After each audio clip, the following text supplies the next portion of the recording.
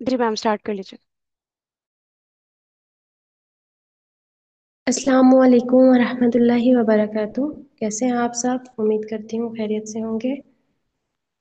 Ma'am please मुझे allow कर दें शेयर करना।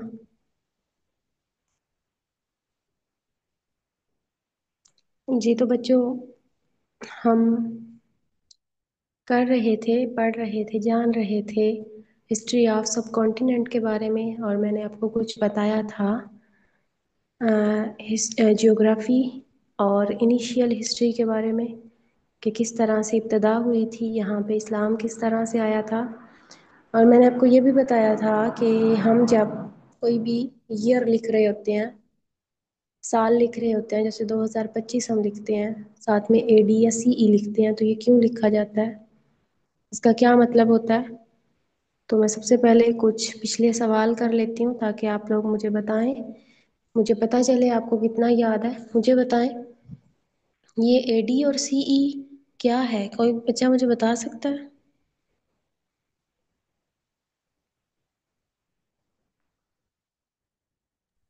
जी, अब्दुलरहमान अबू बकर आरिफ। एडी के बारे में बता दें, फिर कोई और सी के बारे में बता दें। जो हजरत ईसा अलैहिस्सलाम की पैदाइश से पहले होता है वो एडी होता कोई और बताए? अच्छा, मैं आपको हिंट मैम देती हूँ। हजरत ईसा अलैहिस्सलाम के पहले वाला टाइम को बीसी कहते हैं, बीसी बिफोर क्राइस्ट। और हजरत ईसा अलैहिस्सलाम के पैदाइश से पहले को बीसीई भी कहते हैं, जिससे बनता है बिफोर कॉमन एरा। तो जब नॉन रिलीजियस टर्म्स में यूज होता है। जी और जी बिल्कुल ठीक बताया आपने। और एडी और सीई क्या है? ईडी और सी होता है कि सी होता है कॉमन एरा, और सी और ईडी हजरत ईसा के पैदाइश के बाद वाला दौर है। और दोनों सेम मतलब उनका, लेकिन सी तब यूज होता है कोई नॉन रिलीजियस बात में, या जब किसी ने रिलीजन को इंक्लूड नहीं करना होता बाद में। वेरी गुड, बिल्कुल ठीक आपने समझा था और सही बताया। अब क्या बच्चा, कोई बच्चा मुझे ये बता सकता है कि लास्ट टाइम जब हम पढ़ रहे थे तो हमने क्या पढ़ा था? लास्ट कहाँ पे थे हम? क्या हम 712 सीई पे पहुंचे थे? और 712 सीई पे अगर हम पहुंचे थे तो क्या इवेंट हुआ था, किसी को याद है?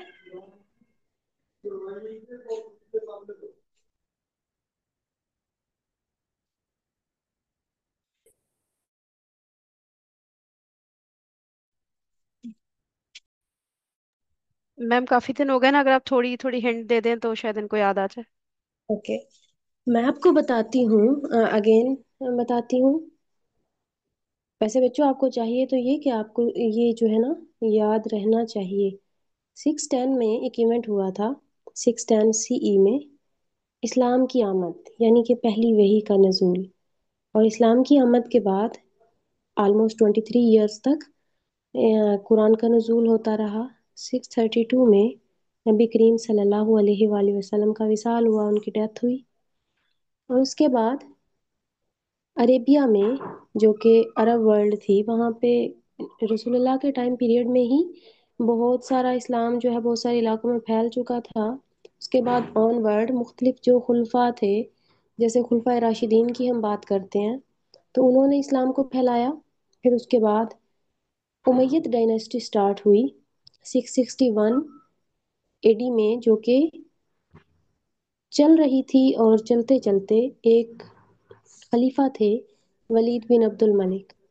उनके टाइम पीरियड में ये हुआ कि क्योंकि बहरी बेड़े जो है वो आते थे, यहाँ पे ये कोस्ट थी, कोस्ट कहते हैं ये जो साहिल इलाका होता है, यहाँ पे बहरी बेड़े आया करते थे इंडिया में तिजारत के लिए। तो इसी दौरान में बहरी बेड़े आ रहे थे खलीफा वलीद बिन अब्दुल मलिक के टाइम पे, अरब से इस तरफ। और श्रीलंका में, श्रीलंका का ओल्ड नेम है साइलोन, इसको कहते थे। तो मैम, यहाँ पे श्रीलंका, सॉरी मैम, बहरी बेड़े बता दिएगा किसको कहते हैं। شپس ہوتی ہیں یا سمندری جہاز ہوتے ہیں ان کو کہا جاتا ہے۔ اس ٹائم پہ زیادہ تر جو سفر تھا، ٹریولنگ تھی، وہ اس طرح سے ہوتی تھی کہ سمندروں کی، اور جو خشکی کی تھی وہ اونٹوں اور گھوڑوں وغیرہ پہ ہوا کرتی تھی، کیونکہ اس ٹائم پہ نہ تو گاڑیاں وغیرہ ایجاد ہوئی تھی، ہاں گھوڑا گاڑی تھی، گدا گاڑی تھی، لیکن اس طرح سے موٹر کار وغیرہ نہیں تھی، اور نہ ہی پلین جو تھے، ہوائی جہاز ہوتے ہیں، یہ ایجاد ہوئے تھے۔ تو لوگ اس طرح سے ٹریول کیا کرتے تھے اور عربیہ سے انڈیا آیا کرتے تھے تجارت کے لیے۔ 712 سی ای کی یہ بات ہے کہ آئے کچھ مسلمان تاجر، اپنے بچے اور بیوی بھی ان کے ساتھ تھے، عورتیں بھی ساتھ تھیں، اور اس دوران میں یہاں پہ سری لنکا میں وہ آئے تھے۔ سری لنکا بھی انڈیا کا ایک پارٹ ہے، انڈیا سے مراد ہے میری پورا سب کانٹیننٹ۔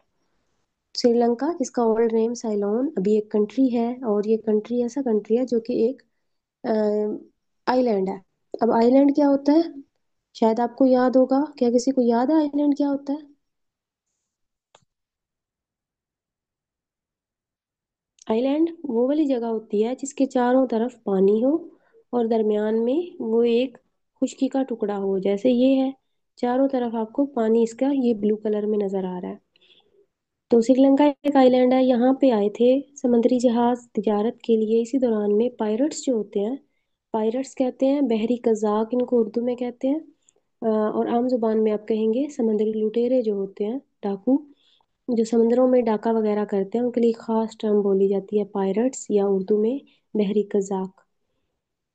تو انہوں نے ان کشتیوں کو لوٹا، نہ صرف لوٹا بلکہ جو بچے اور عورتیں تھے ان کو بھی غلام بنا لیا۔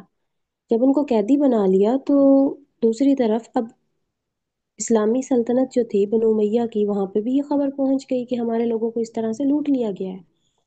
تو خلیفہ تھے جو مسلمانوں کے ہیڈ تھے، ولید بن عبد الملک، ان کے ایک گورنر تھے جن کا نام تھا حجاج بن یوسف، وہ عراق کے گورنر تھے۔ گورنر جو ہوتا ہے نا، خلیفہ لگاتا تھا مختلف علاقوں پہ جو ٹیریٹریز ہوتی تھی، پورے ایک واسٹ ایریا کو کنٹرول کرنا، اس کا دیکھ بھال کرنا مشکل ہوتا تھا۔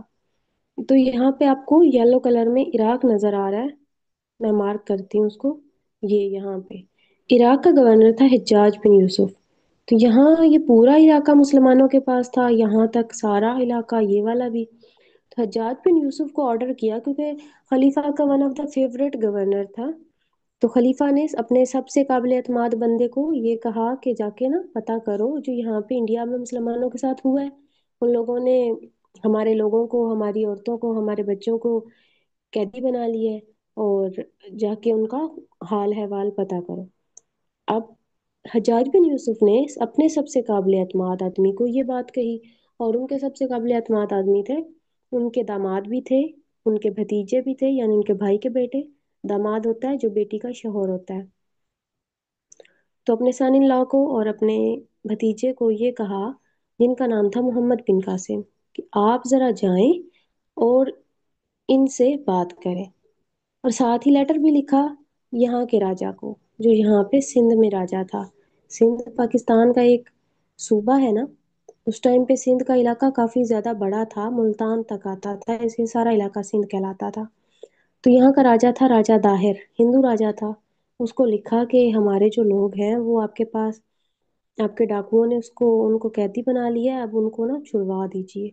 تو راجا داہر نے کوئی اچھا جواب نہیں دیا، اور اچھا جواب نہ دینا، اپنے ڈاکوؤں کو سزا نہ دینا، اس بات کی انڈیکیشن تھی، اس بات کا اعلان تھا کہ جو بھی ہے اس میں انوالو ہوں، کیونکہ جب تک ہیڈ آف دی اسٹیٹ جو ہوتا ہے، کسی بھی ریاست کا، کسی بھی سلطنت کا جو ہیڈ ہوتا ہے، سربراہ ہوتا ہے، وہ اب ڈاکوؤں کے ساتھ نہیں ملا ہوا ہوگا، ڈاکوؤں کی جرات نہیں ہوتی ہے کہ وہ قانون سے بڑھ کر کچھ کر سکے۔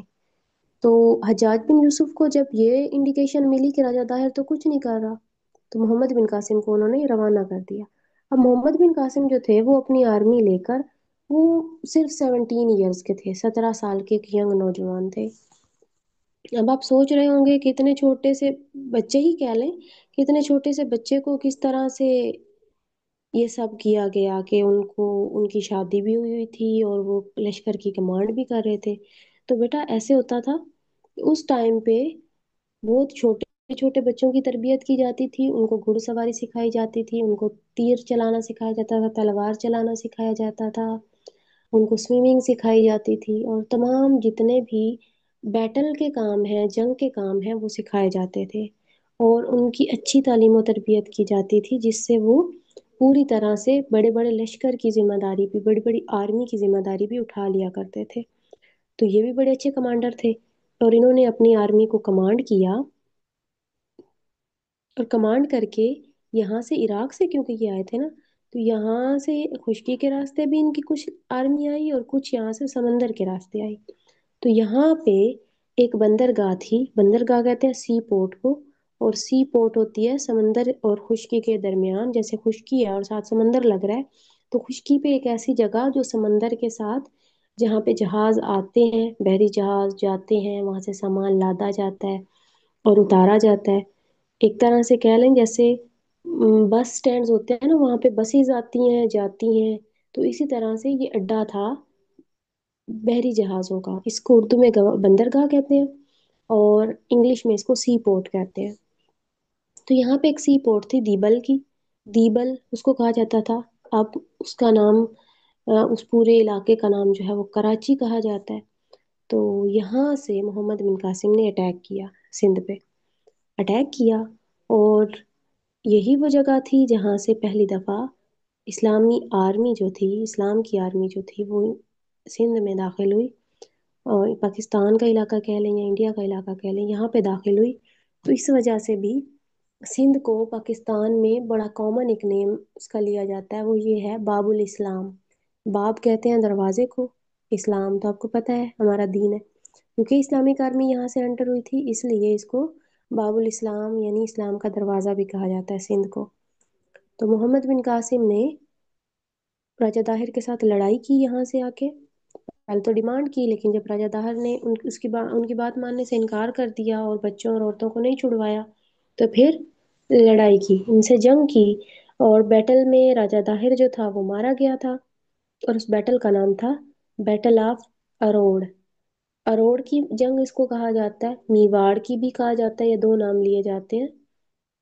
712 اے ڈی میں یا سی ای کہہ لیں، اس میں یہ جنگ ہوئی تھی، اور محمد بن قاسم جو ہے نا، یہاں سے سارا علاقہ جو آج کل کا پاکستان ہے فتح کرتے ہوئے سندھ کا سارا علاقہ، پنجاب میں ایک شہر ہے ملتان، وہاں تک آئے تھے، اور ملتان میں کافی زیادہ جو ہے نا وہ خزانہ وغیرہ بھی ملا تھا، اور یہاں سے کافی لوگ جو ہے نا وہ محمد بن قاسم کو انہوں نے سپورٹ کیا تھا، although وہ ہندو تھے، نان مسلم تھے، لیکن پھر بھی سپورٹ کیا تھا۔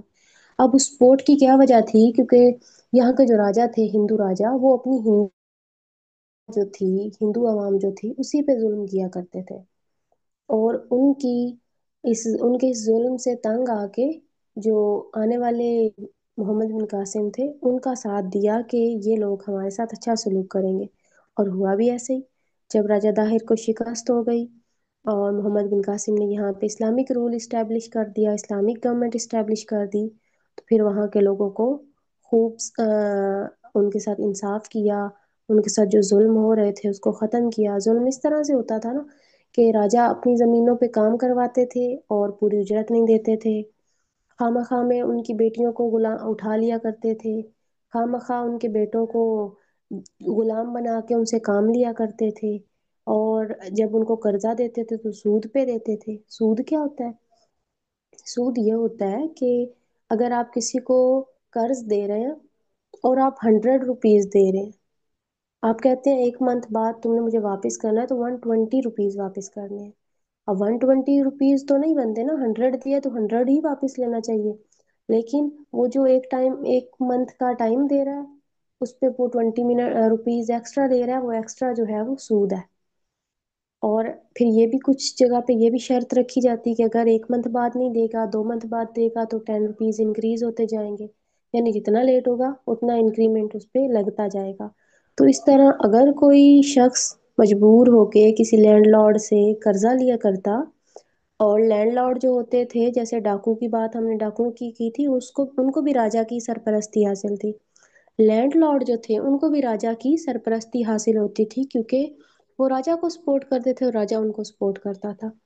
تو جو لینڈ لارڈ ہوتے تھے یعنی بڑی زمینوں والے لوگ، امیر لوگ، وہ جب غریبوں کو قرض دیا کرتے تھے تو اسی طرح کیا کرتے تھے کہ سود پہ دیتے تھے، پھر اگر کوئی غریب واپس نہیں کر پاتا تھا تو اس سود کو بڑھایا کرتے تھے، اور اگر وہ بالکل واپس نہ کر پاتا تو اس کو غلام بنا لیا کرتے تھے، اس کی اولاد کو اٹھا لیا کرتے تھے۔ ان سارے مظالم سے محمد بن قاسم نے سندھ کو آزادی دلوائی اور یہاں پہ مسلم رول اسٹیبلش کیا۔ پھر 713 تک یا 714 تک بعض بکس میں آتا ہے کہ محمد بن قاسم یہاں پہ رہے تھے۔ اس کے بعد ان کو، کیونکہ یہاں پہ اسلامک گورنمنٹ کے خلیفہ کی تبدیلی ہوئی تھی، خلیفہ ولید بن عبد الملک کی ڈیتھ ہو گئی تھی اور نئے خلیفہ بن گئے تھے سلیمان بن عبد الملک، تو انہوں نے محمد بن قاسم کو واپس بلا لیا تھا۔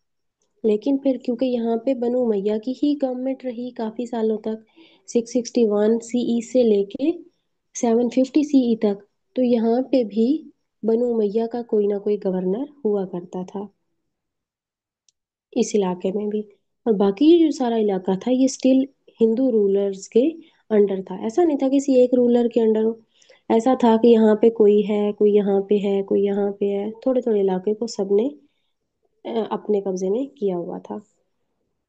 تو اسی طرح سے وقت گزرتا گیا اور پھر ٹائم آیا 1000 سی ای، 712 میں یہاں پہ اسلام پہلی دفعہ ایز اے رولنگ پاور آیا تھا، حکمرانی کرنے کے لیے آیا تھا، کیونکہ میں نے آپ کو بتایا لوگ تو پہلے سے مسلمان ہو چکے تھے، اور ان لوگوں کا انٹریکشن اسلام کے ساتھ، جو انڈین لوگ تھے ان کا انٹریکشن اسلام کے ساتھ بہت پہلے سے ہو چکا تھا، نبی کریم صلی اللہ علیہ وآلہ وسلم کے زمانے سے ہو چکا تھا، لیکن ایز اے رولنگ پاور، حکمرانی کرنے کے لیے اسلام جو ہے وہ 712 میں یہاں پہ آیا۔ پھر 1000 اے ڈی جب آیا، 1000 سی ای یا اے ڈی کہیں گے، تو یہاں سے افغان میں ایک علاقہ غزنی کے بادشاہ تھے محمود غزنی۔ اب یہاں کیونکہ یہ ملتی تھی سرحد، آپس میں باؤنڈری ملتی تھی، تو یہاں پہ جو ہو رہا ہوتا ہے اس کا امپیکٹ یہاں پہ پڑتا ہے، اور یہاں پہ جو ہو رہا ہوتا ہے اس کا امپیکٹ یہاں پہ پڑتا ہے۔ تو اس وجہ سے محمود غزنوی نے کیا کیا کہ ان کو پتا چلا کہ میری جو سلطنت ہے یہاں پہ، اس کے خلاف یہاں پہ انڈین ایک اسٹیٹ ہے گجرات، یہاں پہ کچھ مندر ہیں جن میں میری اسٹیٹ کے خلاف ہو رہی ہیں کارروائیاں اور سیاست اور اس طرح کی سازشیں ان مندروں میں بیٹھ کر۔ محمود غزنوی نے کیا سوچا کہ میں ان مندروں کو گرا دوں گا۔ مندروں کو گرانے کے لیے اور انڈین جو کر رہے تھے سازشیں ان کو ختم کرنے کے لیے محمود غزنوی نے 17 اٹیکس کیے انڈیا پہ۔ کتنے اٹیکس کیے؟ 17 اٹیکس۔ ان 17 اٹیکس میں کبھی کوئی کامیابی ملتی، کبھی کوئی کامیابی